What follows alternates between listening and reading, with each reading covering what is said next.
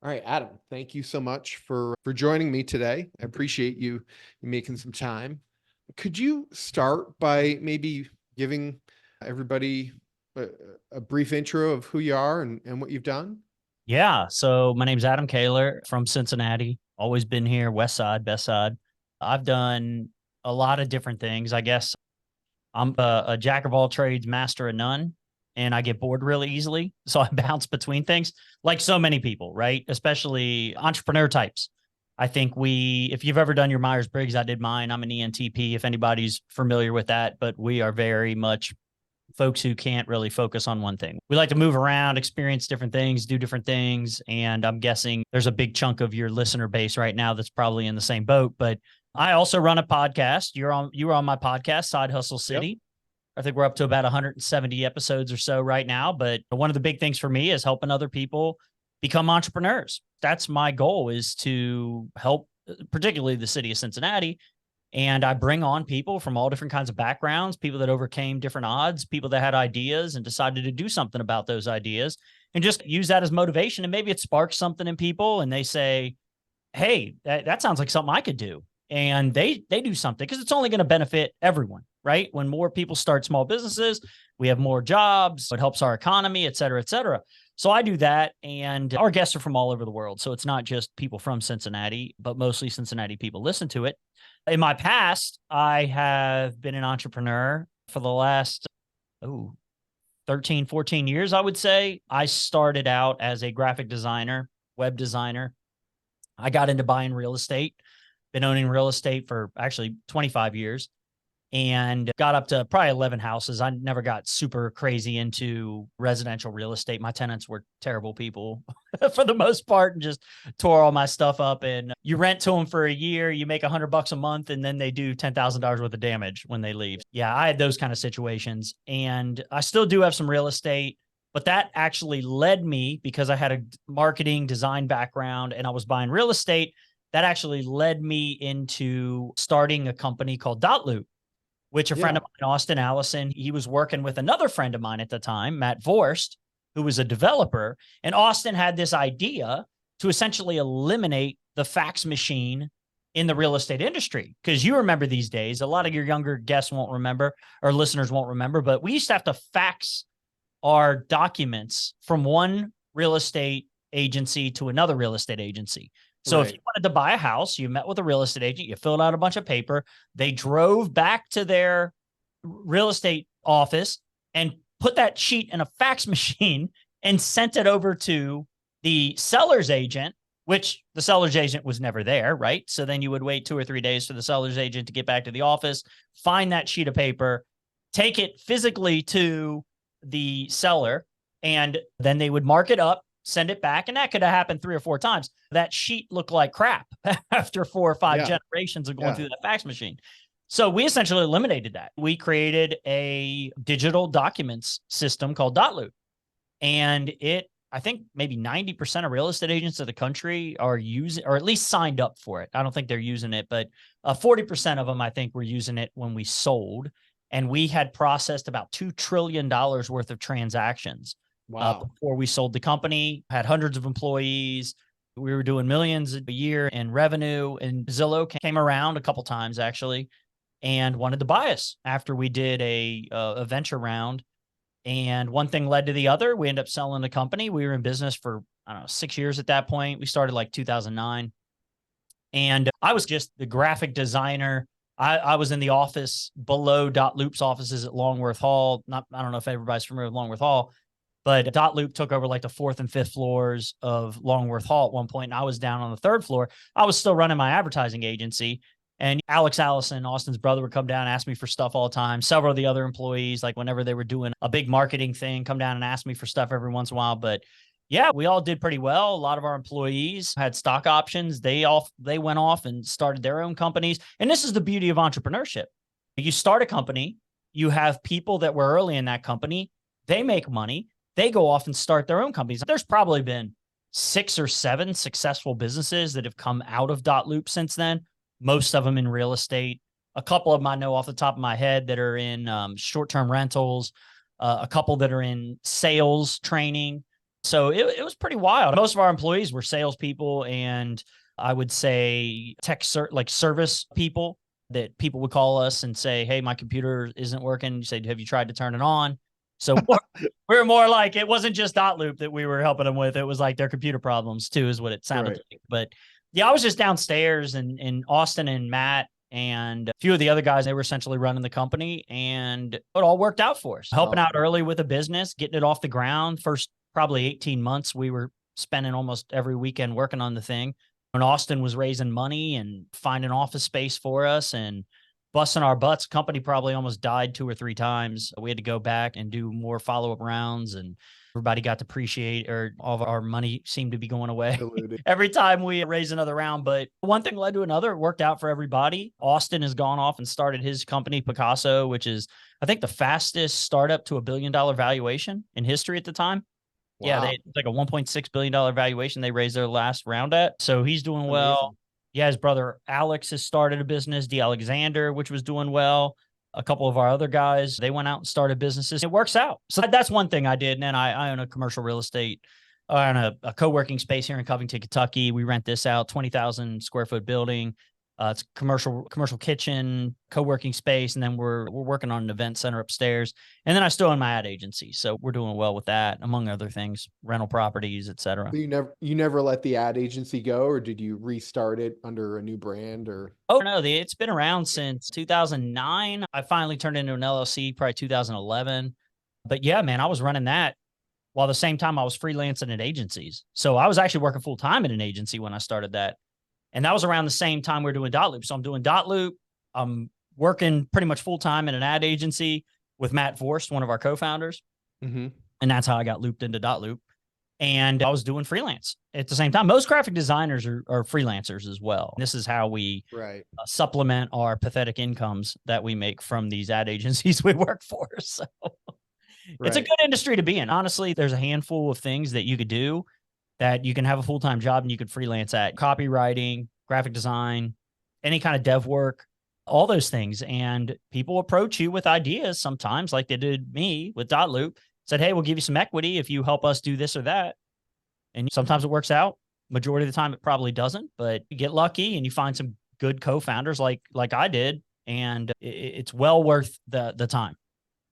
That's awesome. Yeah. So that's actually how you and I got first introduced, because Maher and we had just been admitted to Centrifuge, I think, and they recommended for Needle. And I think it was Mark over there recommended that we get in touch with you, and we reached out, and you were very enthusiastic, and you're like, "Yeah, definitely." And we got on the podcast, I think at the end of August, maybe. Oh yeah. And yeah, that was when we officially started letting people know what we're doing. Because honestly, for so long, it was something that we kept under our hat, because I don't know. Nobody's going to be able to recreate what you guys did. The technology, the technology he built, it's too good. Yeah. And what got me excited about what you guys were doing is I really want Cincinnati, and I'm running for county commission. I want to talk about that later too. Yeah. So talk about now. Oh, my big thing, just why I mentioned that, is because I want the economy of Cincinnati to do better. And I also want the startup community to do better. It's been, I don't know, I feel like there's not as much excitement around startups in Cincinnati. There used to be when we did Dotloop. Like, it was new. Everybody was pumped up about it. There was money kind of flooding in. People had tons of ideas. They wanted to get out of their jobs. And now people in Cincinnati, you got the golden handcuff problem, right? You got a lot of people who are smart, but they're working at a place like Proctor or one of the banks, or they don't necessarily have to do anything. They got that comfy, cushy job. They're getting stock options. And there's just not a lot of great support. There is support, but there's not a lot of people that are wanting to go out and do it. And then you guys were, but I want Cincinnati to have a niche in the startup thing, right? We're not Silicon Valley, right? We're not going to be the AI capital of the world. We're not going to be the social media place. We're not going to be like that. You have to find your niche if you're in a region, right? Every city has its own startup community, and you have your benefits, right? You have things that you're naturally good at. For us, I think it's real estate. We've got momentum when it comes to real estate technology. We got a lot of, believe it or not, we got a lot of big time syndicators here that people don't even really know about. They've been on my podcast. They've got millions and millions, some of them billions in real estate. Some of the bigger pockets guys are here. Loop, obviously. OcuCell is another startup here locally that is in the real estate space. You guys with Needle, we could make a case for, if you have a real estate startup, you should come to Cincinnati and you should post up. And if we could have a couple more real estate exits, you guys in OcuCell, you sell for $1 billion, that all of a sudden brings attention, right, to the area. Plus logistics outside of just real estate. I think logistics is a space that we could definitely say we could compete in. I know they like med tech, but you got Cleveland Clinic up the road, right? Cleveland could argue the same thing. When it comes to fintech, Charlotte could say with Bank of America, they could say, hey, we're the fintech capital. What does Cincinnati gonna say? Well, we got Fifth Third Bank. They've got Bank of America, which is much bigger. So and Wells Fargo. So it's like, why would Cincinnati compete in those spaces when there's already significant momentum in other places? Logistics, supply chain, that stuff in Cincinnati makes sense. Real estate, we've already got some momentum there. Let's roll with that. So when I heard about you guys, I was like, this is perfect. And it's in the commercial space too, which I don't think there's enough in the commercial space, honestly. Yeah, I think that's a factor of commercial real estate in and of itself. It's very much kind of for me, breaking in, it was so tough to get in because unless your family's got a couple hundred or a couple thousand units, stay out sort of thing. But yeah, and commercial real estate in particular, I think has been, because of that, I think has been so slow to adopt new technologies. Yeah, honestly, we're trying to do big things. We had a working session this morning for about 3-4 hours, and we've got another one tomorrow. So we're trying to fine tune it and just be as creative as we can. So I guess on that, like when you guys were building Loop, what were some of the challenges that you had to face and overcome that seemed insurmountable, but you're like, man, we can get through this? It's just going to take some work. The good thing is we had Austin, and Austin didn't take no for an answer. So I will tell you, it's the industry. That was the big challenge. From what I remember early on, it was the Cincinnati Board of Realtors didn't like us because they were literally selling stacks of paper. Like those contracts they were selling those, right? I can't remember how much they were, but it was like, they didn't want to lose money selling their stacks of paper, right? And if you were a real estate agent, you owned that contract, really.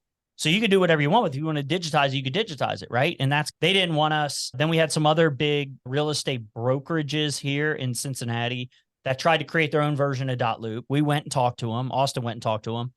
And they sounded interested, but I think they were just trying to get info from us so that they could try to build it. But no other broker wants to use another broker software.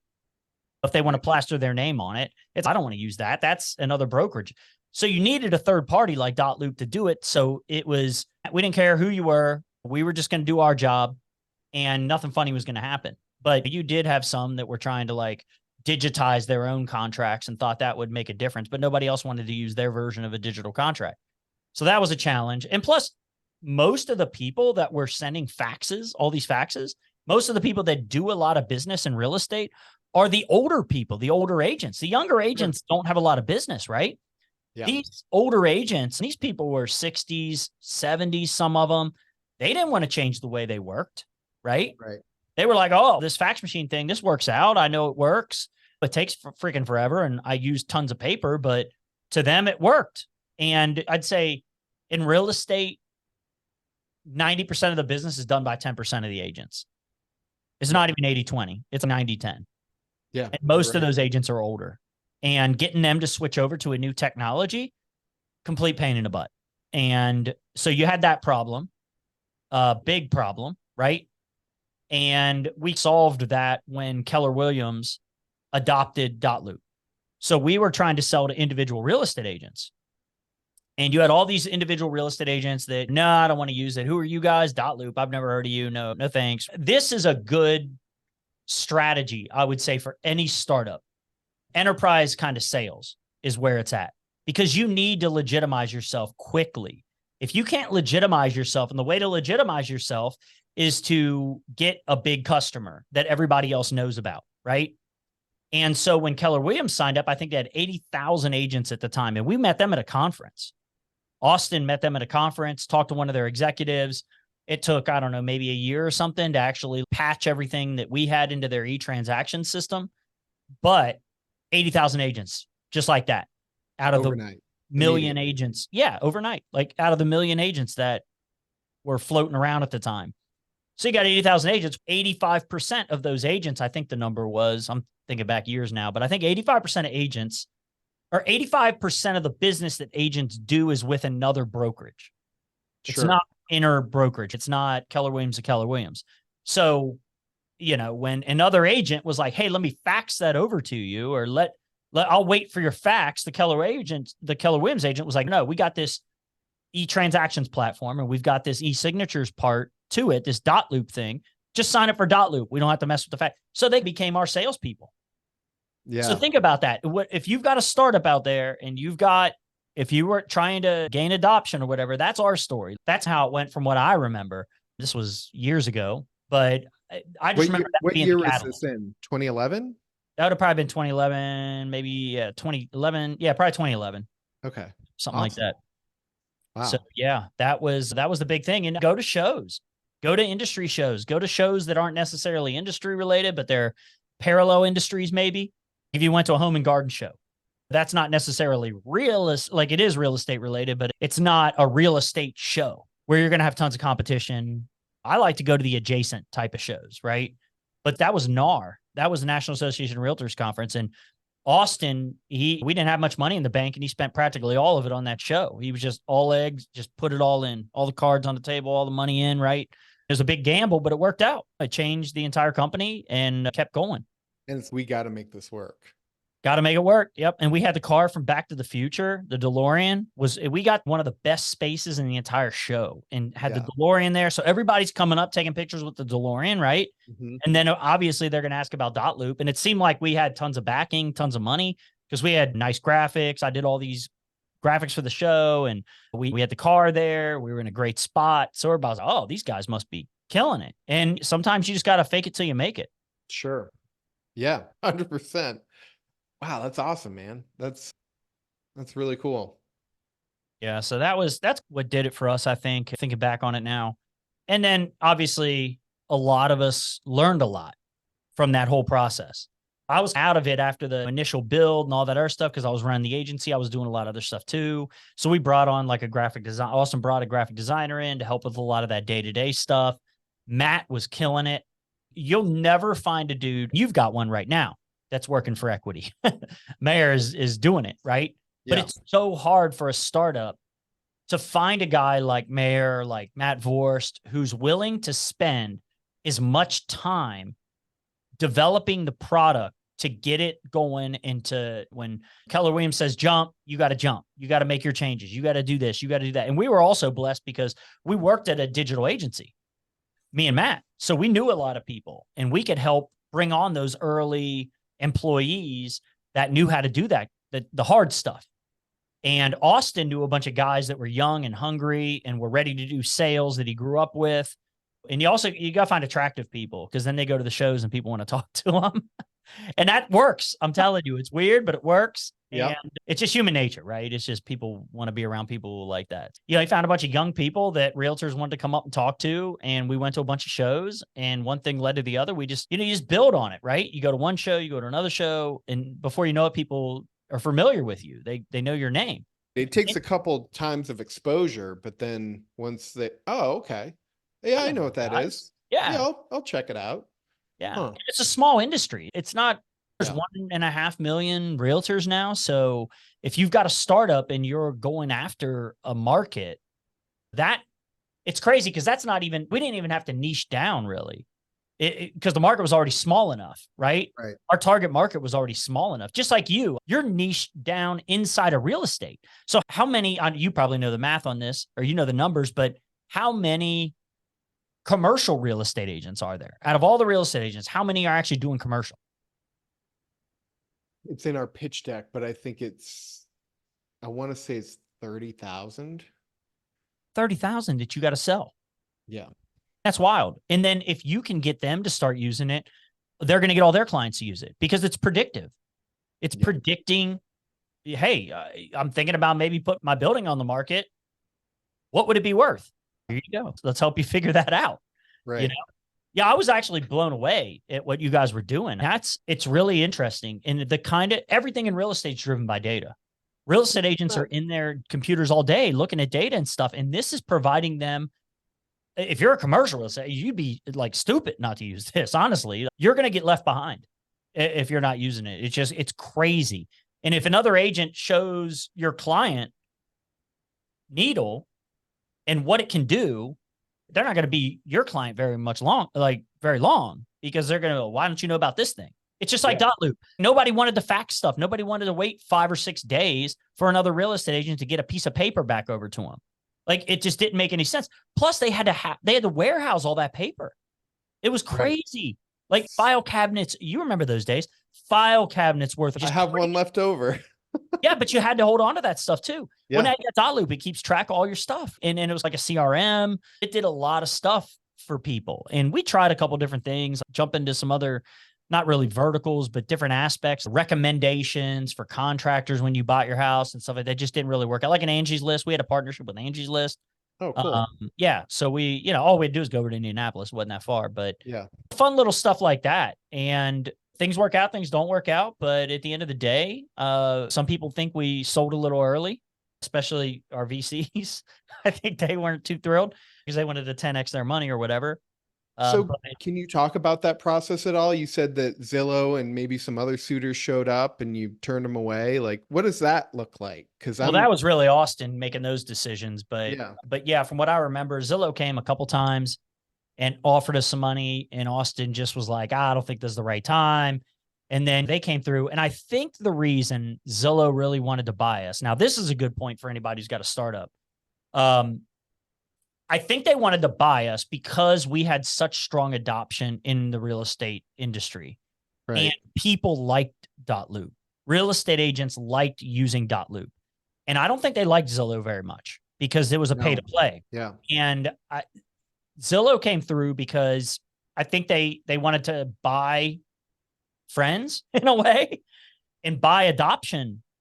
Because look, what did they own? They own the search, right? If you already own the search, why wouldn't you also want to own the contract? Sure.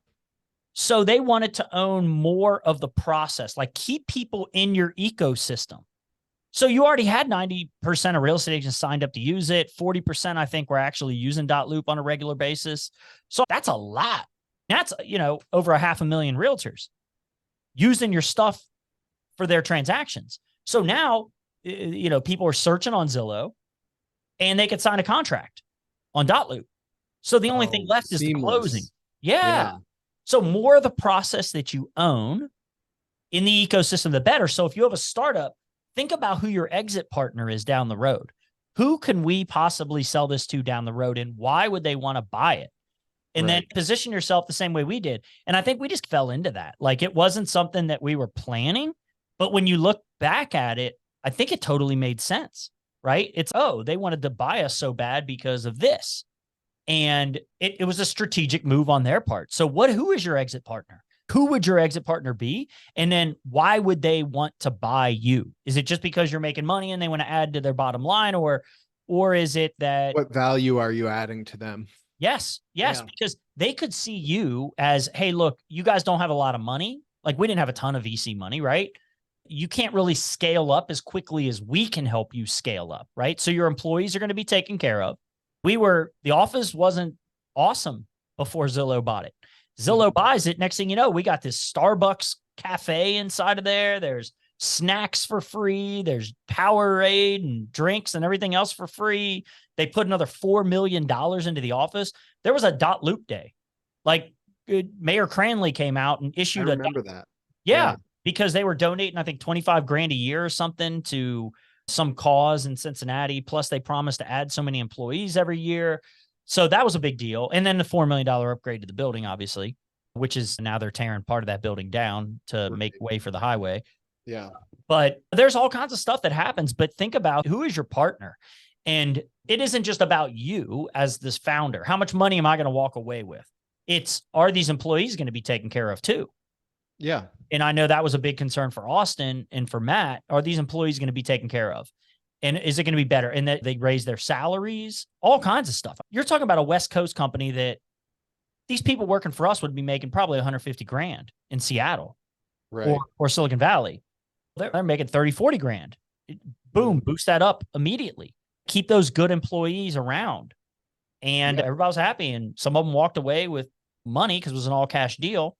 And some of them walked away with cash in their hands with their stock options that they had. So it was a good deal all around. And I would say, speaking of VCs, what I'm starting to see more and more is there is going to be, when you're a startup, there's going to be this desire to hold on to as much equity as you possibly can, right? You're always wanting to hold on to your equity.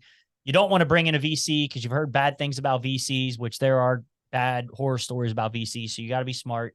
You got to lawyer up, and you got to have a lawyer that's knows what they're doing in the startup world, which we did, but you don't want to get taken advantage of. But at the same time, you need VCs because VCs, as soon as they put that money in there, they want to scale the crap out of your company. And they have partnerships that you do not have. And they will be able to introduce you to people that you need to be introduced to. They're going to essentially make you way more money than you. So say you got half the company, you're going to want to try to keep half the company as long as you can, or they're going to kick you off the board at some point. Right. But you want to keep as much equity as you possibly can. But say you've given up 10% of your stock early on, and here comes a VC, they want 25% of the company. But you're like, oh my God, that's crazy. But you're making $1 million a year now. Oh, they'll ramp you up. You'll be making $100 million in a couple of years. So that stock, that equity you held on to is going to be worth a hell of a lot more if you're working with a good much VC. bigger pie, even though your slice is proportionately smaller. If you owned 1% of Facebook right now, you'd be doing all right. Okay. I think you would. Yeah. Yeah. You'd be fine. You'd probably have a house in Malibu, and you'd probably be surfing every day.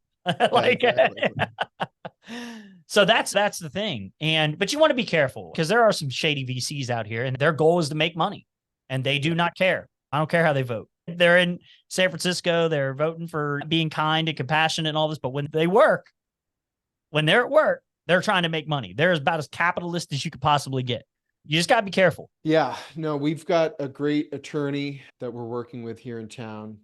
And yeah, I don't know, man, we're at the beginning of this ride and I'm just excited for it. We'll talk in a year again and see where things are at. And then maybe a few more on from there, but I'm excited. Yeah. You guys are going to be surprised and you'll get depressed. You'll be like, damn, this isn't going anywhere. I'm not getting any momentum. Then all of a sudden something will happen where it's boom.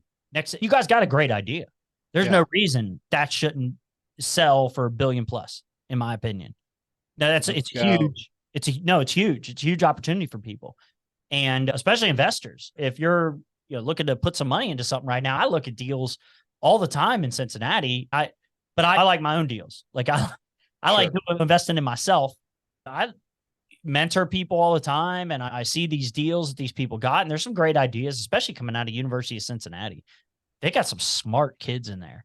Yeah. But your thing is bigger than Cincinnati. This is huge. And the fact that you've got such a tight niche and it can help so many people, though. For sure. Our roadmap is long, and there's so many things we're trying to do. It's just, I'm excited. So I love hearing the enthusiasm from you who saw us just a few months ago, because it's a slog, right? Like I'm doing 12-hour days because there's still other things I've got to do right now. But I want to shout out to Maher on this. He's phenomenal. His leadership on the technology side and organizational, and he's a great partner. And we both have agreed many times that we're a great complement to one another. So yeah, thanks for recognizing him, and shout out to Maher. Oh, no company would be able to no technology startup is going to work unless you have a dedicated tech guy.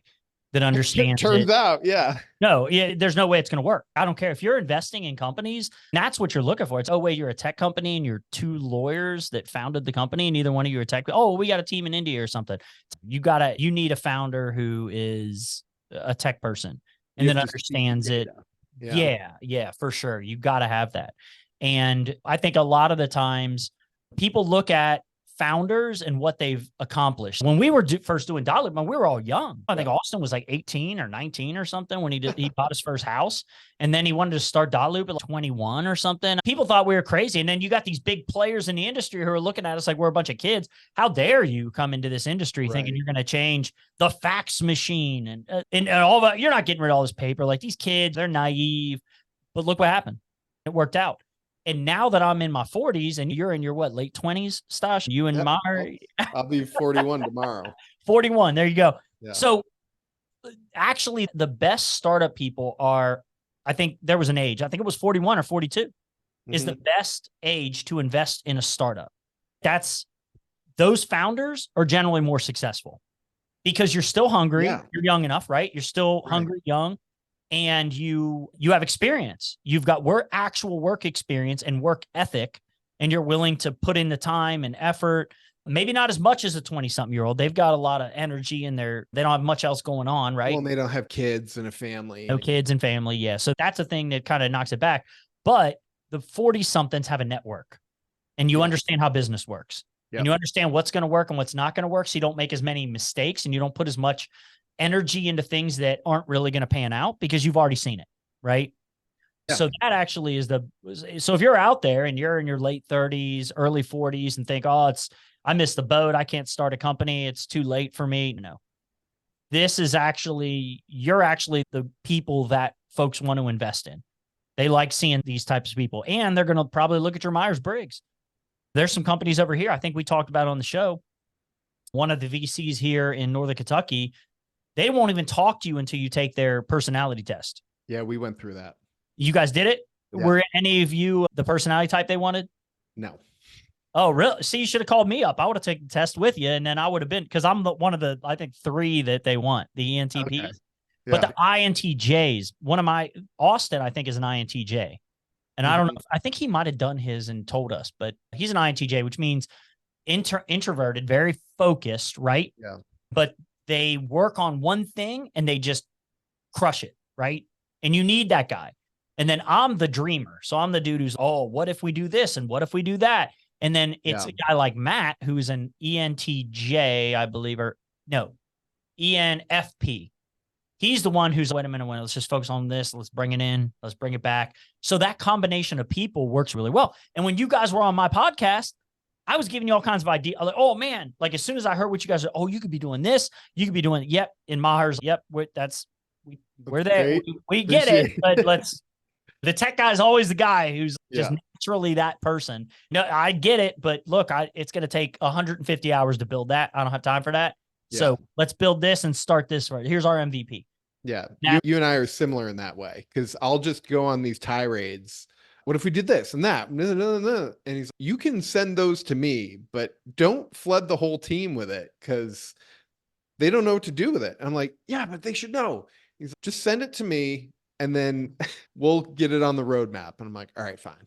Yeah. Oh yeah. No, that's it. Yeah. Just put it somewhere down a year from now. This is where we want to be. Hopefully this is how much it's going to cost. And this is how much money we can, or this is how much it's going to cost, which means we have to get this much money from customers, or we have to get some more investment money in order to get that. That's how people plan these things, these improvements that they're going to do. But then also you should hear from customers. You should ask the customer, hey, or listen to the customer when they just give you unsolicited feedback, because they'll do that too. Sure. Are you guys at that point with your software where? Since you and I last saw each other, we started our pilot program, and I think we have, I want to say 15 different user groups on right now, from owners and lenders to brokers, Capstone being one of them, my firm, or the firm that I'm a broker for and with. And we were holding weekly or bi-weekly user feedback calls, and we got some stuff right away that was like, we need, for instance, we have the ability to move groups forward through, or opportunities forward through the pipeline, but there's no way to get rid of those that weren't interested. And one of the guys in Charlotte was like, it's almost unusable without that. And then we made the change. He's this tremendous. And he pulled 7 different opportunities out within the first 2 weeks. Wow. That's proof right there, proof of concept. Wow. That's great. And we're just trying to get it fully buttoned up so that we can go to market. So yeah, I'm excited, man. We're right there. We're at the gate. We're just being held back by the leash a little bit. Yeah. It costs money to do this kind of stuff. The good thing is you are in software, and software has great margins. So once it gets built, and that's the hard part, you got to get it all built, right? Once you get it built, now it's just marketing, really. Yeah. Sales and marketing. Yeah.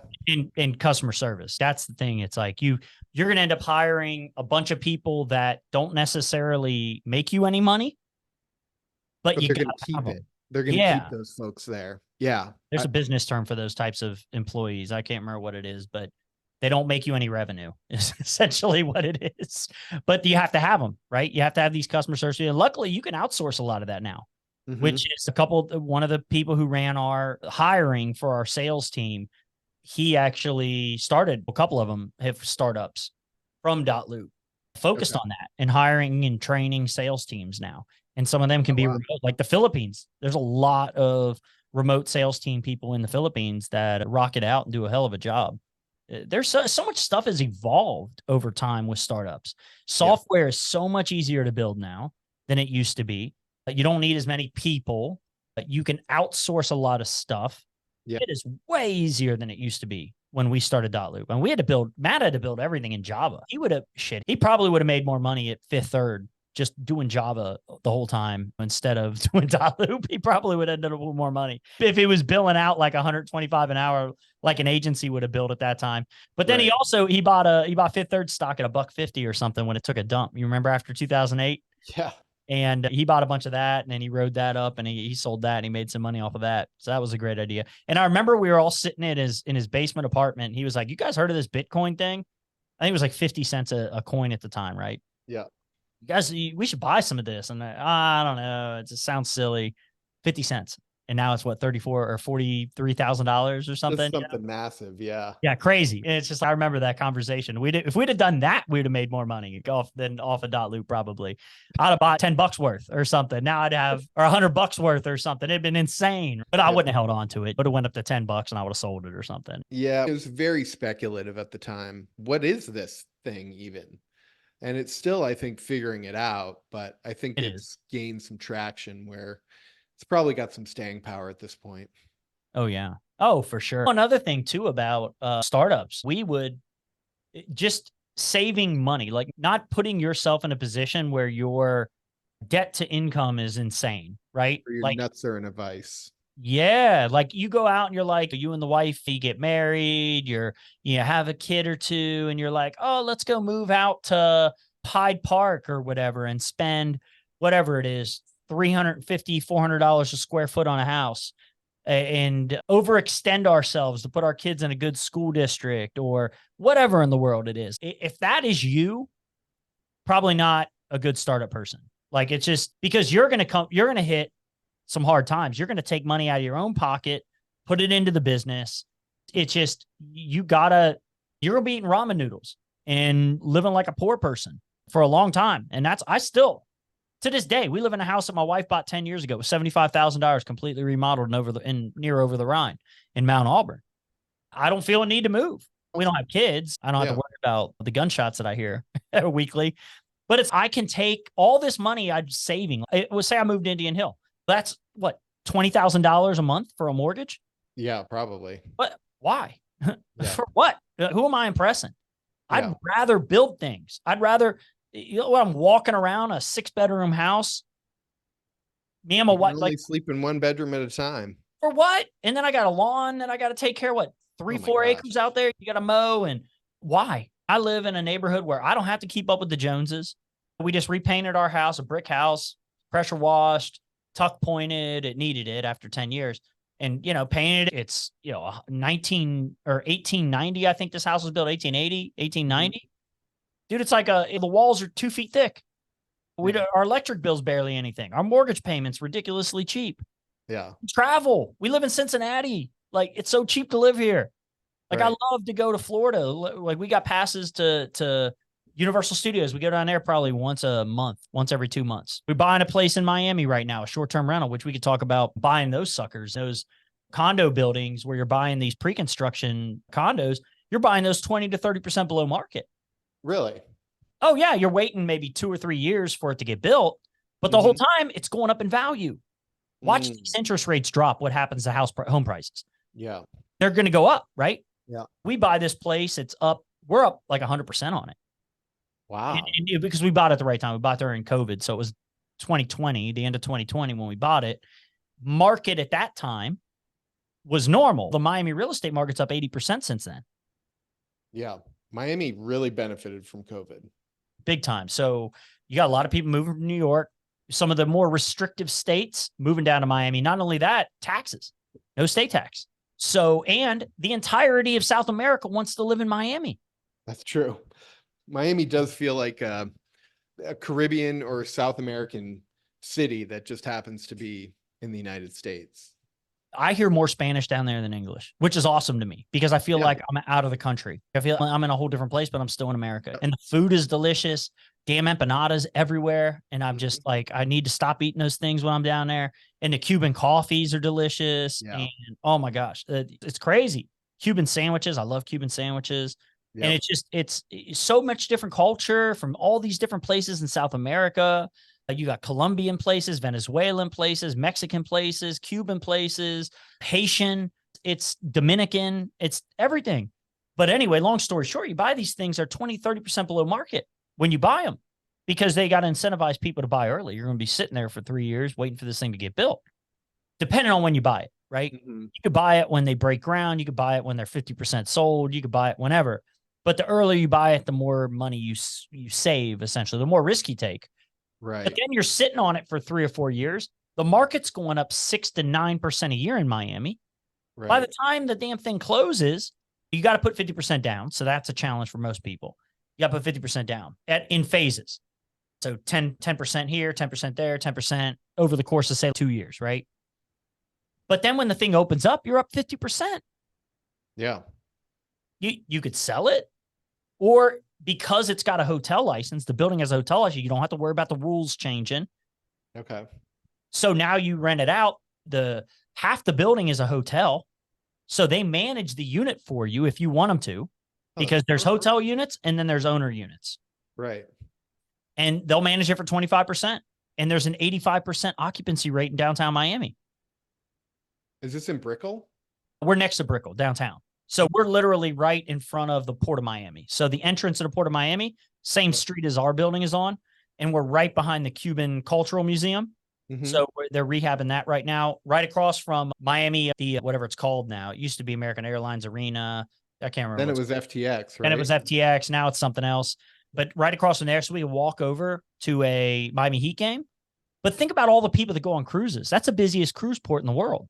Yeah, it is. We went on a cruise from there. Or what was it, Puerto Rico? Maybe it was Puerto Rico, but same thing.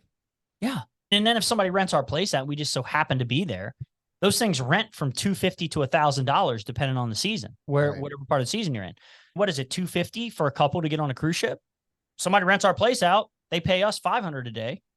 And maybe I have a car that I'm renting out in the parking garage, like a Turo. Make $200, $250 a day off of that. Say, hey, you're renting our place. You want to rent our car while you're at it? Yeah, sure.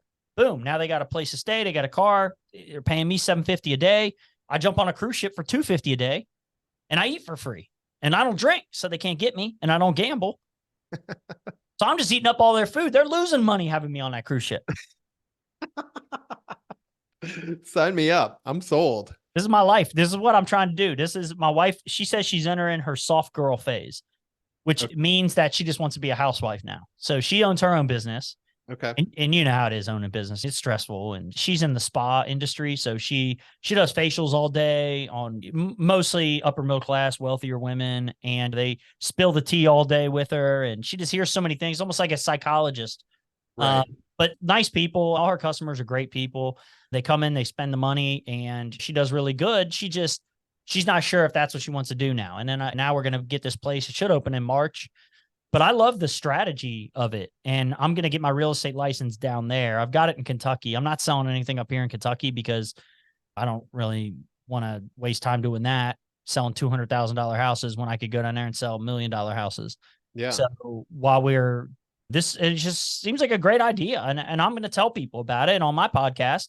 And I've been talking about it for the last 3 years, but when it actually gets going, I want to find out how much it's making. Give it a year, see how much money I make off of it. And it's a crappy environment to be doing anything like that. But if I can make money this upcoming year, when people are in debt, people still want to go on vacations. They still want to go on cruises. They still want to visit Miami. They still want to go to Art Basel. Yep. They still want to go to some of these music shows and everything that are going on down there. Let's see how much money it makes, right?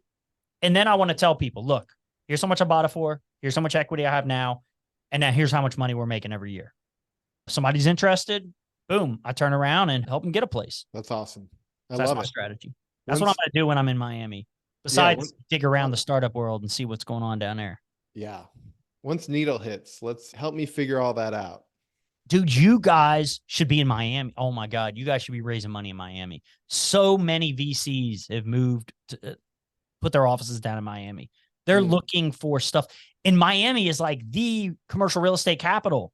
You're talking about these huge buildings that are going up that are multi-use. So our building, for example, has restaurants on the first floor. You've got hotel condos. You've got a spa. You've got a gym.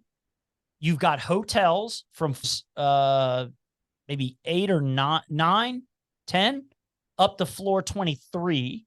And then 24 to 51 is all owner units that can be rented out. And the building has, like I said, a hotel license. So you got these multi-use buildings that are popping up all over Miami.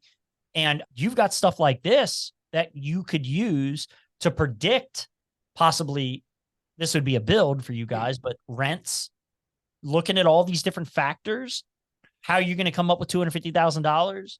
What kind of money can you possibly make, and compare this deal to another deal? Like, hey, I could buy 10 units in this building, or do I buy this 100-unit apartment complex that looks like crap that's fallen over, and I've got to go in and reposition it and hope my contractors show up? The beauty of these condos is you're not doing any of that. They've already raised the money. They already found a spot. They know that people are going to come here. Otherwise, they wouldn't be able to raise all this money on their cap stack. That's right. So, and you're not doing it. You're not hitting up contractors to make sure they show up that day. All you're doing is waiting. No, that's awesome. I think it's a great idea. Yeah, I'm going to look up venture capital firms in Miami. Oh my God, you have to. And all these, they all understand real estate. University of Florida, I think, has one of the maybe top 5 real estate schools in the country. And FIU, I believe, has one of the top real estate schools in the country. It's wild. It's definitely a place outside of Cincinnati. It's another place that I would definitely be looking at. Yeah.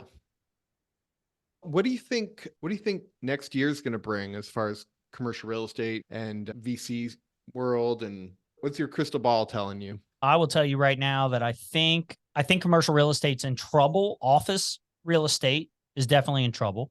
Buildings all around the country in places like DC, San Francisco, New York, that are selling for half of what they sold for several years ago.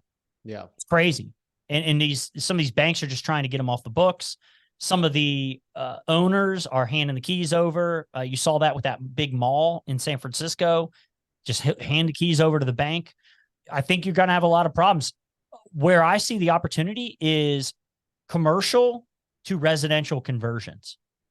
Sure. And there are some people out there that actually have some algorithms. I can't remember the guy's name, but you could look up commercial to residential real estate conversion algorithm.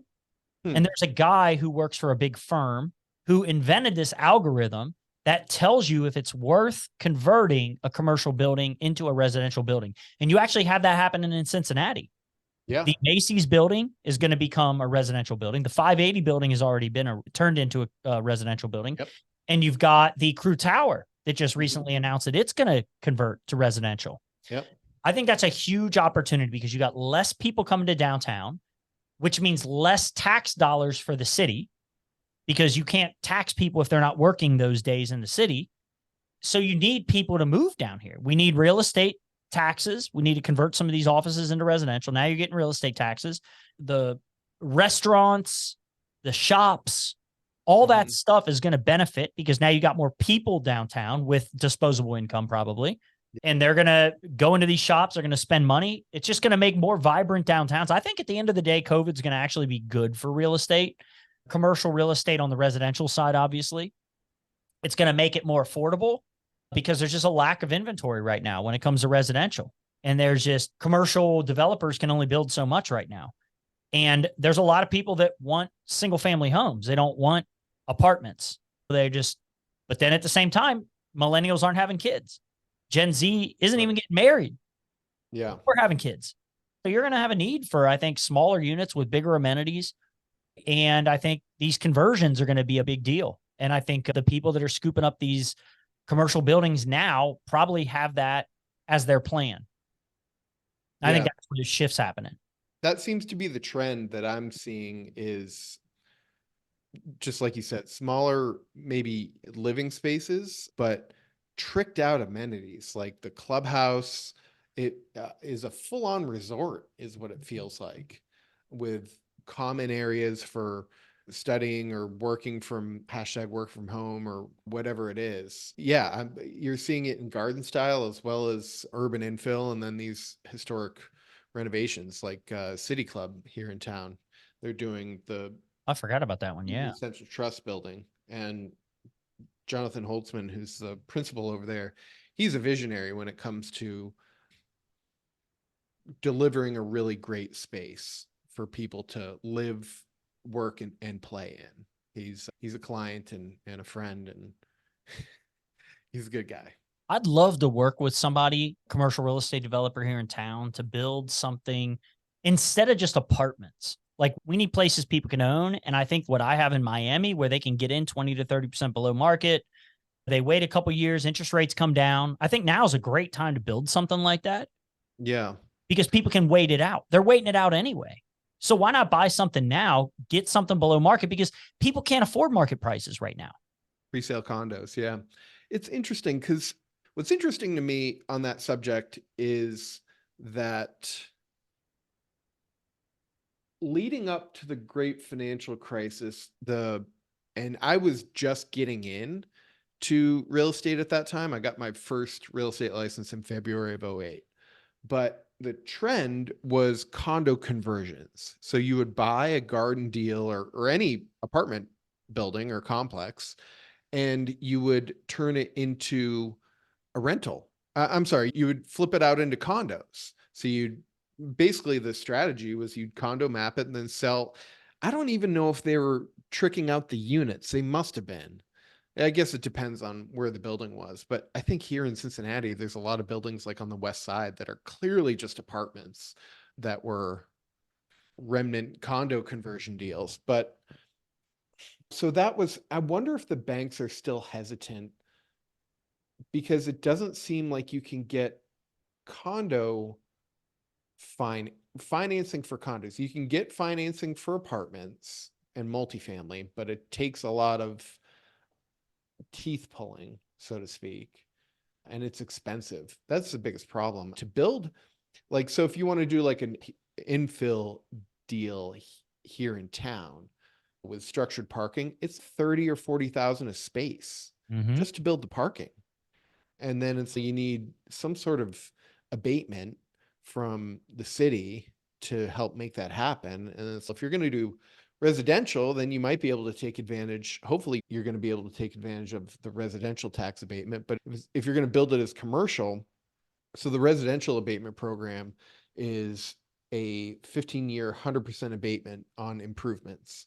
The commercial abatement is 50% abatement roughly for 15 years. And that makes a big difference. Huge difference. Think about this too. We need more hotel space. At the same time, we need more residential units here. Yeah. So if you had these flex units, the building had a hotel license.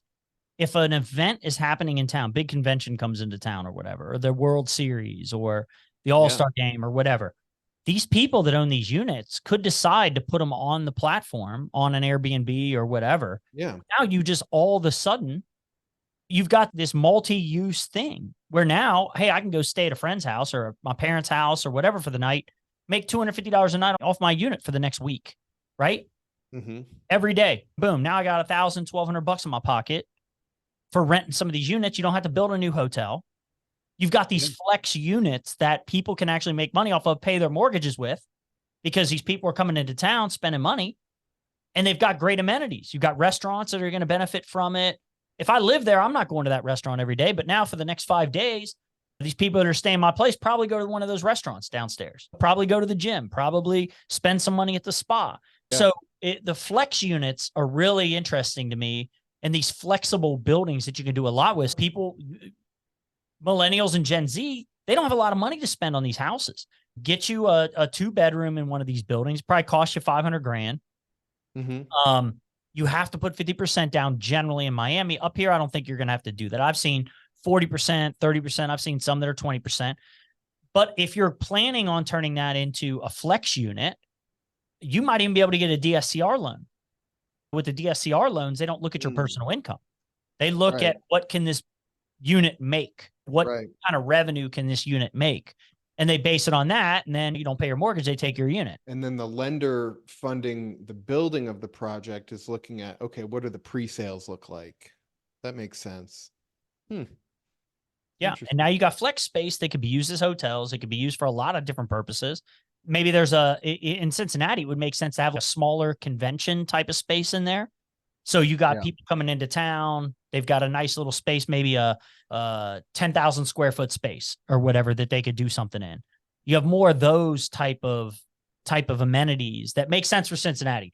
A lot of the stuff doesn't make sense maybe in Cincinnati that would make sense in Miami. I don't know how popular the spa would be here, but in Miami, it would kill it. Outdoor pool probably doesn't make a whole lot of sense in Cincinnati.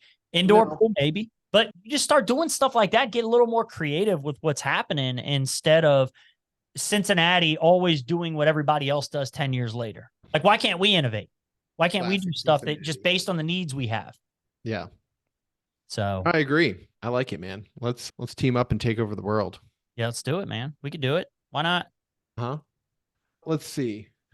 We're at about an hour. What else do you want to talk about? You want to talk about your political campaign? Oh, yeah, we can talk about that. Yeah. Yeah, I'm curious. Yeah. So what sparked you to want to get into politics? So I've run a couple of times, and full disclosure, I'm a Republican. Economically, I'm just conservative. I think saving money, not getting over your head, not asking people for other stuff. I'm German Catholic. Like, we don't ask people for anything. We do everything ourselves. And it's annoying when people complain and expect other people to me. It just something about it irks me. And I know there's people out here who need help and all this other stuff, but I think we need opportunities. I think we lack opportunities. I think our education system is piss poor, especially in the public school system. I went through the public school system in Over the Rhine, and I grew up in Price Hill, which is two of the, at the time, poorest neighborhoods in all Cincinnati. Did you go to the Euler school? No, I didn't go to Euler, but I did volunteer at Euler. And it's just a lot of violence, a lot of cyclical poverty, a lot of people that feel like they need somebody else. They don't have a lot of self-confidence. And I hate it. I hate that's the mentality. And I hate that there are politicians out there that keep promoting that mentality, because honestly, just growing up around people like that and being like that myself, single mom, my dad was a drug addict, alcoholic, didn't support us, zero child support, lived in the woods somewhere in a van, like literally. And we just didn't have anything. And we had to figure it all out on our own, which sucked. And luckily I went to school for the creative performing arts, which kind of put me in a direction. Said, hey, you're good at drawing. You should be going to art. And one thing led to the other. At least I had a direction. I wish there was an entrepreneurial school in Cincinnati, honestly, that taught kids, because school was so boring. And they're teaching kids stuff that we needed back in the days of the Industrial Revolution. Like, these kids aren't taught to think, they're taught to work, right? Sure. They're not taught to innovate. They're taught to memorize things and take tests and be docile little workers. Yeah. And I hate it, because it hurts our economy. And a lot of people, they get bored. Kids I grew up with, they go into school, they're more worried about getting into a fight after school than they are learning anything. Hmm. And nobody cares about school. They don't have a future. They don't believe that they're learning anything of value. But a lot of them want to be entrepreneurs. You see these kids out here selling drugs. Those kids are entrepreneurs. Sure. Yeah. They're just in the wrong thing. They don't find school interesting. Do you think they're going to go Yeah. become mechanical engineers when they graduate? Yeah. No, they're just not. And why aren't Well, we teaching yeah. kids something that's actually balance a budget? How does a balance sheet work? How does a business work? What's supply and demand? Teach stuff that accounting, doing your taxes, teach Yeah. stuff that actually matter. Why don't I want to work for somebody until I'm 65 years old? Why would I want to start a business? And hey, if I don't want to start a business, maybe I want to go work for an entrepreneur in a startup, get some equity. Just stuff they're just not teaching kids, man, because the teachers aren't doing anything. The teachers are just, and I don't want to crap on teachers. There's a lot of good teachers out there, but they're not entrepreneurs themselves. Yeah. And it's the They're teachers. curriculum. Yeah. Yeah, there's a curriculum they have to follow. They're told what they need to teach, and that's what they do all day. Mm-hmm. Some of these teachers are out here doing OnlyFans right now to make extra money. Some of them are entrepreneurs. Wait a minute. Some of them actually are entrepreneurs. Let me take that back. But building a growth-based business or building something that your community needs. You got Walgreens, CVS pulling out of some of these neighborhoods because they keep getting stolen from. Right. Where are the community leaders? Where are the community entrepreneurs that are going to say, okay, Walgreens, you want to move out? I'll start something. I'll make sure my stuff doesn't get stolen. I know the kids in the neighborhood that are stealing. I know their mom. I grew up with her. We could be building some of these businesses in these communities. And I can't stand it. I can't stand watching my city to just crime go up. I can't stand the fact that 63% of the city's renters, 63%. Wow. Which is higher than most cities. Why don't these people own property? Why don't they have an opportunity? Why don't they see that as an opportunity? Why don't we got a Bengals lease deal coming up with the stadium pretty soon?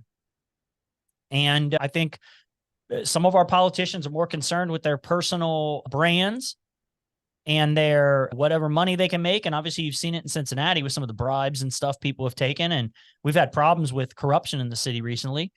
I don't need the money. I'm good. I'll figure it out on my own. I don't need you. I don't need somebody to donate to my campaign that's going to have me on the hook for something. Everybody else does. You got a bunch of candidates that don't deserve to run our city. These are people that can't even get a job in the real world. Yeah. You don't see any ex-P&G people running for county commission, right? They're fine. They're doing their thing. You see a bunch of people that, honestly, I've met a lot of people. I'm shocked at the people that run our city and run our county. When you talk to them, you're like, how does this person get themselves together in the morning? That's how bad it is. And they're running our city and running our county. And then you got this railroad deal, stupidest deal ever in the history of Cincinnati. And they sold an asset they were making a steady income off of that was going to increase by $10 million with a 4% inflation escalator on it. And they just sell this thing for a third of what it's worth. I ran the comps on it. It was crazy. It's like the company that bought it from us just got done selling track for $9 million a mile. And we're going to sell them our track for $4.5 million a mile. It was nuts. It's like when the railroads do deals between themselves. Yeah. You could, in 2021, just recently, you look at how much they sold them for. They know how much it's worth because they're two railroad companies. Here we are, city of Cincinnati, poverty city, just on our hands and knees begging anybody to come in here and buy our stuff to get these clown politicians that put us in these holes out of the hole, to get them off the hook because they've been wasting our money to get votes. Oh, we'll give you free stuff. Who's not going to vote for free stuff? Eventually the bill comes due, right? And then you sell off our assets, which puts us into a deeper hole. So I just can't stand it anymore. It's a bunch of nonsense. The people that run the city are incapable. And I think things need to change. And here I am. I'm running businesses. I'm doing stuff. My wife hates the fact that I'm running. She's like, if you get elected, we're going to be stuck here even longer, right? We want the flexibility to go places and do stuff. I want to live in London for a year. I want to live in Thailand for a year. That's what she wants to do. And here I am running for something just because I'm frustrated and I want my city to be better. Well, I like it. I like that you have the passion and enthusiasm, and you have my support. I appreciate it. I need 400,000 people to support me on this. And I run in this, I do stuff. I run because there's nobody else running, to be honest with you. I ran for state rep in a city in a district that was 70% the other party. And the vote came out 30%. I got 30% of the vote. So everybody who was in my party voted for me. Everybody who was in the other party voted for that guy. Mm-hmm. But nobody was going to run against him. And he raised more money than any state rep candidate in the history of the state of Ohio. Wow. So I'm like, well, if I run, he has to spend money. Make him spend that money, right? Hey, if you want to run, you want to raise $350,000 for a job that pays $65,000 a year. It's the power that's behind it. That's right. I'm listening to a book that you might like. It's long. It's very long, but it's called The Power Broker. And it's about a guy named Robert Moses. And he's the one that built like all the parks in New York City. He was the head of the parks for the city and the state, I think, of New York. And it's a very detailed account of his whole life and his dealings, but just it's fascinating. It's a fascinating tale, basically. I don't know. You might like it. I'm reading the 48 Laws of Power also. Have you read that book? Yeah. Oh, man, that's just a masterclass in narcissism. That book. It really is. It is. But you know what the crazy thing is? As I'm reading that book, I'm looking at some of these people that run our city, run our state, run our country.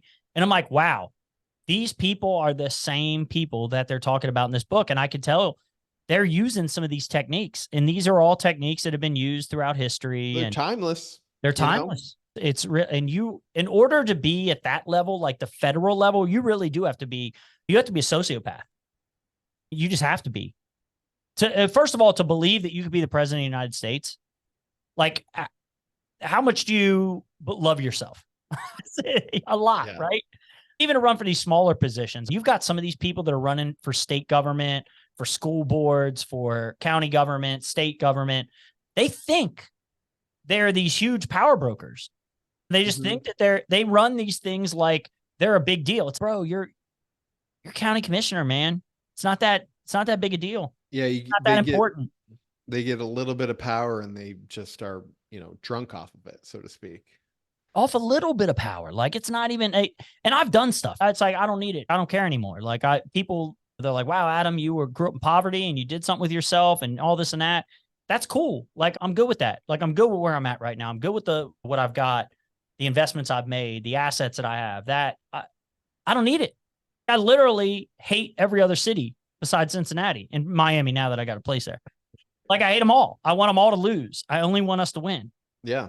And Pittsburgh, I don't want any companies to ever move there. I only want them to move to Cincinnati. If you want to move to Indianapolis, why? It's flat and lifeless. You want to move to Cincinnati where things are awesome and the geography is cool and the people are cool and we actually have a culture. Yeah. Like, what are you doing in Columbus? Columbus is it's a strip mall. It's a city. It's a giant strip mall. Don't move there. Cleveland's dying. Louisville, why? Nothing. Why? Anywhere in the Midwest. Why would you do it when you could just be in Cincinnati? I agree that Cincinnati is a great town. The best. Yeah. And it's going to get better. And I hate when bad decisions are being made because we're so far ahead of everybody else now. Why you're running and some of these politicians are shooting their horse in the foot, right? They're shooting them in the hoof while they're winning. They're 2 lengths ahead. And let's just keep the momentum going. Why be worse? I can't wait to see all the great things you're going to do. Oh, I love it. I can't wait till they debate me. Yeah. So if people want to find you or get in touch with you, what's the best way to reach out?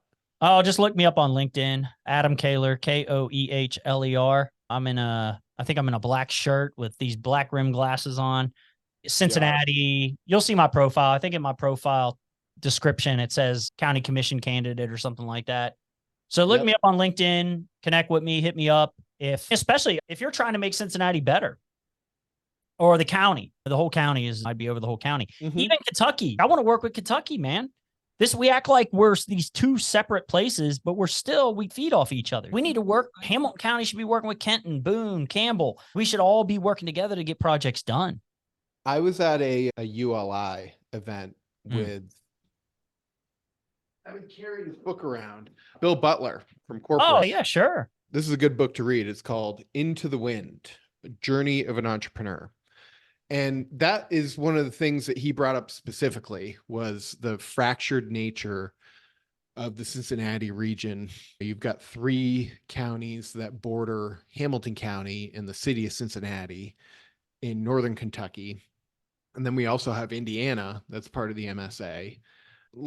I'm curious to get your take on this, but do you think, so if you look at Indianapolis and if you look at Columbus, those cities generally mirror the county in which they occupy.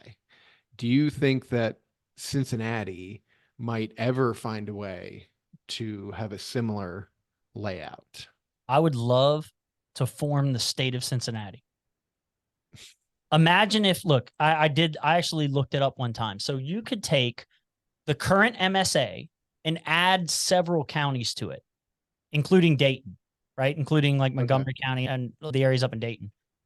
Cincinnati, this region that we could create, right? Including Northern Kentucky, including part of Indiana, because Ohio was formed by the river, right? They were looking at the borders. They created Ohio.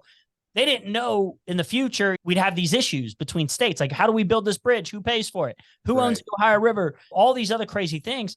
We are one city, really. People in Kentucky will say they're not. They want to be Kentucky. But what if we just created the state of Cincinnati, and we combined Kenton, Boone, Campbell, Owen County, some of these other counties in Ohio and in Kentucky, Hamilton County and Butler, and some of these other ones, Adams County, even include Dayton in that. And then you go over to Indiana, include 3 or 4 of those counties in Indiana. We'd have 3.5 million people. Mm-hmm. We'd have more electoral votes than Nevada, the whole entire state of Nevada. Wow. 3.5 million people. And you'd have one regional government. It would be like DC. It would be like DC, kind of.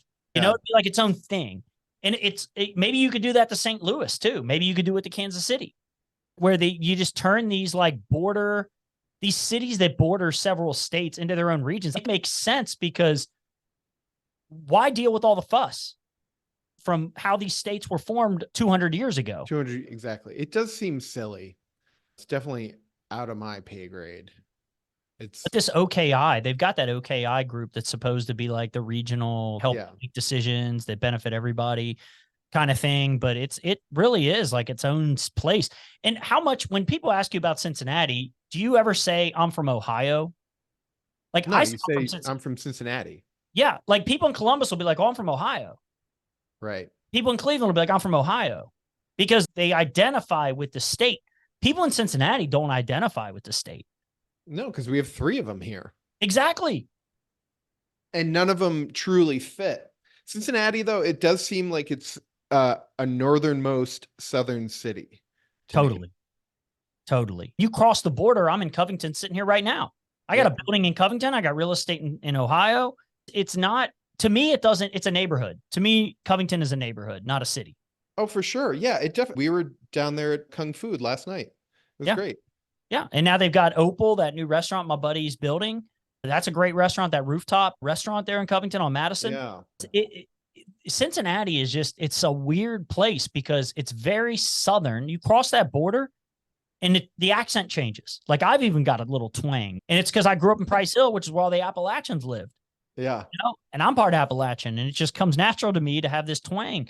But it's southern. Like, you cross the border and you're in the South. In the North, it's more white collar, things like that. But I like Kentucky. I like Kentucky. I like the attitude over here. I like they look out for each other over here. It's very kind of small town, old timey. They still got values.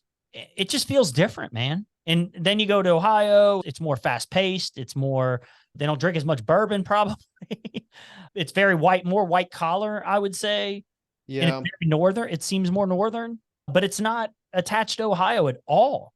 So it's like, why do we care if we become like, who cares if we're not part of Ohio? I would argue that the state of Ohio probably takes more money from the city of Cincinnati that benefits the rest of Ohio, but gives us less back than what they take. I guess by that metric, you'd probably have to look at reworking Toledo into Detroit MSA and then Pittsburgh would probably take Youngstown, Maybe, or right? yeah, one of those cities that are right there on the edge. Right. Anyone who's a Steeler, like if you're in Ohio and you're a Steeler fan, go ahead and leave. Go ahead and just be, Adam is uninviting you. yeah, just leave. We don't want you. You're a Steeler fan. Like you're not a No, that's Bengals true, fan. because I don't think people from Cleveland want Steelers fans. I don't think No. anybody except people from Pittsburgh want Steelers fans. Yeah, Steubenville. Steubenville, that's the place. I think they're Yeah. mostly Steeler fans up there. I'd rather you be a Cleveland fan, even though Cleveland's doing better than us right now. I'd still rather you be a Cleveland fan than a Steeler. I went to school in Pittsburgh, and I had a big Bengals sticker on the back of my car, and it got broke into twice. I'm a little, I don't You're like it. jaded. I'm Still, jaded. I'm to jaded. this Nothing against day. people in Pittsburgh. They're actually great people, and they make delicious pizza. Yeah. It's just they've got the weirdest one-way roads up mountains. Like it's the worst. Really? Yeah, it's the worst. And in snow, it's just bad. I've And it's never also, had the pleasure to be in Pittsburgh, but Pittsburgh's not bad. It's very much Cincinnati. It's like a Cincinnati. You could tell it was huge at one point. Like it's a big city. They've got a lot of great arts there. The Mellons and the Carnegies and people like that. Yeah. They built Pittsburgh. So there's a lot of really cool stuff there. They got these tunnels under the city that I think Carnegie used to walk through because there was so much soot. He didn't want to get his suits dirty. So he used to go through the tunnels and everything, but very blue collar. Like you could still tell they got more of an East Coast attitude. They think they're East Coast, even though they're not. They're Cleveland is more like that Midwest. too. Cleveland very much seems like a northeastern city. Does. Yep. Like a Buffalo, kind of. Yeah. And Yeah. Cincinnati's its own thing. And if somebody's listening to this, they're not from Cincinnati, like totally visit Cincinnati. Yeah, We've come got and check the it most out. unique culture. We're not trying to be anybody else. We're not trying to be Southern. We're not trying to be East Coast. We're not trying to be Canada, Cleveland. We're not trying to be West Coast. We're literally like, it's weird. It is its own little world. And I would love for either everybody to start working together or just build the state of Cincinnati and annex everything and just call it the state of Cincinnati or something. Cincinnati's a big town, small city. That's the vibe. Totally. That's how it feels. Not crazy traffic, but No, there's a it's lot of not. freaking people here, Yeah. but it doesn't feel like it. You got 3 million people in this metro area right now, and it just doesn't really feel like it. No. But it's a crazy idea. But there is actually a Twitter handle called @StateOfCincinnati on Twitter. It's funny. It's hilarious. You got to follow it. I'm going to look it up. It's just constantly crapping on, and I think several people run it, but it's just constantly crapping on everything that's not Cincinnati. We even got our own food. Like everything is unique here. Like you can get the best, worst food in America is in Cincinnati. If you just want to get fat and just pig out, it's called come to the Cincinnati. State of Cincinnati. Yeah, the state of Cincinnati. State of Cincy. Oh, is that what it is? Yeah. It might be that or State of Cincinnati. Look up State of Cincinnati on The Twitter. State of Cincy. I'm looking at it. Yeah. Hilarious. Yeah. So yeah, you got to check that out. There's like a push. Like we feel like we are different. Like we feel like we're different than everybody else. It doesn't feel like we really fit in with anything. And Cleveland and Columbus, they make fun of us. They call us Kentucky. Yeah. And is that an insult? I don't get it. Is that an insult? Because Kentucky's nice. Like what? Kentucky's a beautiful place. Yeah, I don't know. I don't think it's an insult. I don't take it as an insult. Parks, they got the largest cave system in the world. The Mammoth Cave. They got all kinds of, Kentucky's nice. And everybody leaves. What is the deal with people leaving Cincinnati? I want to be an outdoorsy person. Like I want to move to Colorado where I can go hiking. You got an entire state below you can go hiking in. What are you talking about? Like we don't have it's not a branding issue. Same with even West Virginia too. I love West Virginia's awesome. Great outdoors. A friend of mine is building in Snowshoe. He's building ski chalets there. Prefab ski chalets. Oh, I love the prefab idea. I want to bring that to Cincinnati too. And it's hot too when it comes to commercial, not really commercial, but buying land and then partitioning it off, running plumbing and electrical to it, and then putting in those prefab homes.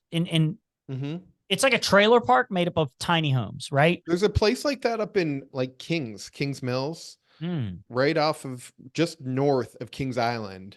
I don't remember what that, but you know what I'm talking about, right next to the beach. Yeah, it's on the other side of 71, and it's just north of that. And it's like a glamping luxury Yeah. glamping campground. Yeah. I would love it for actual houses. Have you seen some of these European prefab homes? I saw Yeah. some out of Latvia, and they have Latvian prices, and they will ship them Mm. to America.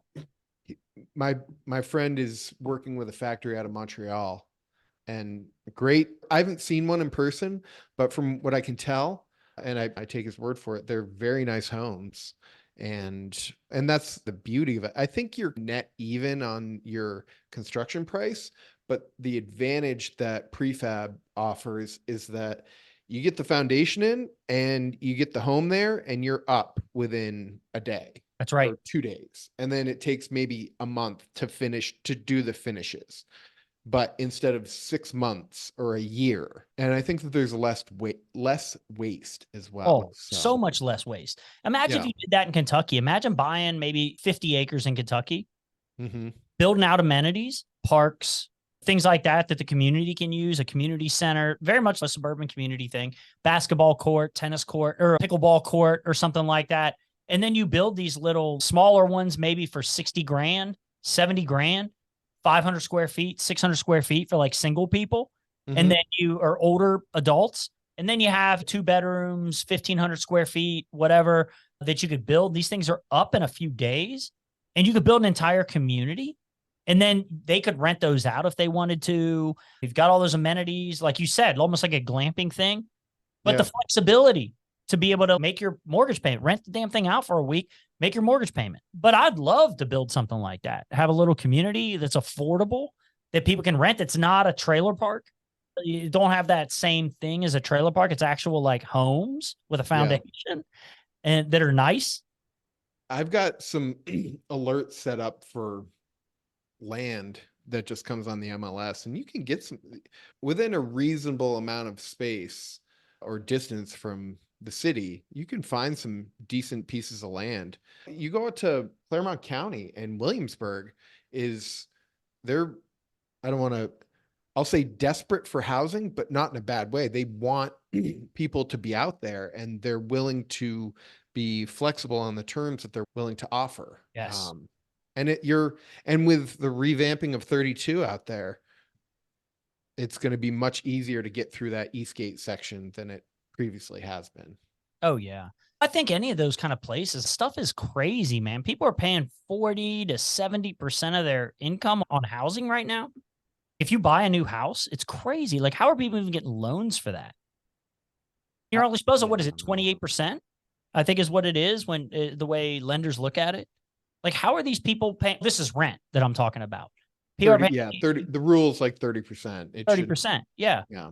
And these guys are out here spending 60, 70% on their house. That's crazy to me. Like, I've always been the type of person to be like, how little can I spend on shit and still be happy and still feel like I'm accomplishing stuff? But then also at the same time, like being a cheap ass all the time makes you not get fat and sassy and lazy. It's if I'm in a nice neighborhood, I'm out walking and things are beautiful and all that. I don't know. I feel like I'll get soft. I need bullets. I need to hear bullets. I need to hear gunshots. I need stuff happening, dude. I want to hear police sirens and crap going on. I want to feel like I still got to work. Yeah. So this afternoon, I just bought a building in Camp Washington, and my neighbor called me, and it's vacant right now. I'm working on just securing up the construction loan to get it. It's a shell, but my neighbor was like, they broke in again. And I was like, oh shit. Yep. So somebody had pushed in the back door. And so what's crazy is that I had barricaded it with cinder blocks. These guys stole my cinder blocks. Oh yeah. You can have nothing.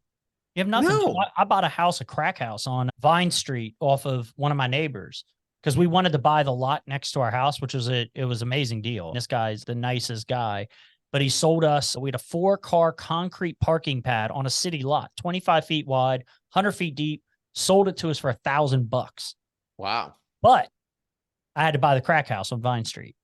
I go around the back of this place, instead of hitting the lock, like there was a padlock on the side door, right? Instead of doing that, they ripped the back of the house off. Yes, you went around the back of the house and there was the toilet and the sink because they ripped the wall off. And that's where the bathroom was. And you just walked in the bathroom door to get in. Sure. Yeah. That's just don't, why hit it with a rock? Dude, with a lock, all you gotta do is hit the damn thing with a rock. It falls off, right? Yeah. Don't do that. Tear the back of the home off. And then you go in, there's heroin needles, and it was all bad, dudes. I had to find Junk King wouldn't tear it down because the heroin needles, they didn't want the kids going in there and cleaning it out, right? Mm-hmm. You got to clean it out before you tear it down. And this house was unsalvageable. There's nothing I could do. I finally found this old man. He's like 79, 80 years old, brings his daughter and his granddaughter out there for $1,500, cleans the whole damn thing out. There were some hoarders living there. And there was this huge freezers and all kinds of crap in there, heavy old-timey appliances. Threw them all away, and then Spring Construction came out, tore the whole damn thing down. Now it's underground, and they took off a bunch of crap, and then they buried most of the stuff. But now I got an empty lot on Vine Street that's no longer a crack house, so that's good. You should put a prefab house on it. I was thinking, but the drug dealers all hang out in front of it right now, so that's where all that's where all the like weed dealers hang out. But now that weed's illegal in Ohio, they're going to go out of business. Yeah. And so and plus who wants to buy street weed? Like it's going to be laced with fentanyl and kill you. Yeah. Get some edibles. Yeah. Go to somewhere and get some, gummy bears or something, whatever. I like the chocolate that's got the coffee beans in it. It's tremendous. Oh, coffee. Yes. Anything coffee and chocolate at the same time. That's my thing, dude. That's my drug of choice. I never drank, never did any drugs, and like outside of like just being in Price Hill and everybody's got weed in their house. So outside of those like things, it just never did. And my drug of choice is definitely caffeine. Like I've got a freaking problem with caffeine and delicious Starbucks drinks, which by the way, guys, they are the biggest drug dealers in the world. And the biggest bank in the world too. And dude, I've got money. They got my money in the bank right now on my app. But it's crazy because sugar is more addictive than cocaine. And caffeine is crazy addictive. Mm-hmm. You just combined like two of the most addictive drugs in the world into a delicious mocha that's laced with calories, charge $7 for it. It's cheaper than drugs. Maybe not. I don't know. Maybe it's getting there. Easy. And then you give them your money voluntarily to hold on to while you to buy your next drink. I'm honestly surprised that Starbucks isn't a lender. Like, with all the reserves that they have, you would think that they would be out being a commercial. There's a company called the Bank Corp, and that's what they do. They aggregate all of the balances on gift cards and they lend it out. Yeah. And then they keep enough liquidity to handle whatever reserves are there. But that's what they're doing and it's genius. They're a bridge lender. Isn't it wild? Yeah. Like it's wild. But it's true. That's how people make their money. And honestly, my content credits company that we're going to do the same thing. Because we're going to collect all that money people pay for articles, the little micro payments they're paying for the articles, and then we pay the publisher. We just reconcile with them at the end of the month. So the whole time we're just holding that money, making interest on it, and then we just pay them one check at the end of the month. Here you go. Here's all the articles. Boom. And here's your report, right? Here's your report. Here's what the articles they purchased. Here's this, here's that. And then we just hold on to the money. So that's my next thing. But yeah, we'll be doing the same thing. So I can't crap on Starbucks too much for that. But it is a business model. I think it's genius. Yeah. I'm not hating the player. I'm not even hating the game. No, it is what it is. At some point, maybe you guys do something with Needle that does something similar. You never know. We've got some big goals and aspirations, so I'm excited. I love it, man. Yeah. Yeah. Yeah. Well, let's wrap it up and we'll live to fight another day. Yeah, I will literally talk to you forever. Startups, we're both into real estate. There's so much to talk about. Yeah, for sure. Adam, thank you so much, my friend. This was a great time and we'll be in touch. Totally. Thanks, okay. Josh. All right.